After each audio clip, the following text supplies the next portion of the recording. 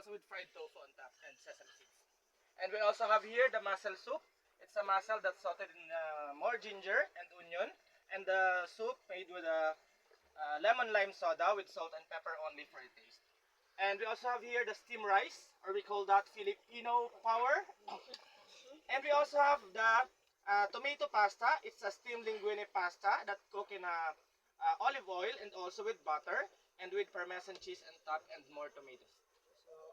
And we also have the butter stir fry mixed vegetable, a pure mixed vegetable that's sauteed in onion and garlic as well with sesame seeds and sesame oil. And chicken afritada. It cooks in tomato paste with sugar and tomato sauce as well with cuts, carrots, and also potato. And we also have the Spanish mackerel fish.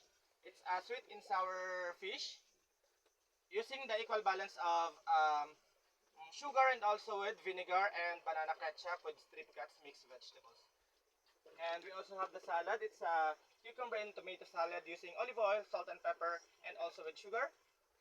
And Filipino style pork adobo with potato. And our fruits, we have the yellow melon and also with the red melon and mango. That's all everyone. Enjoy your lunch.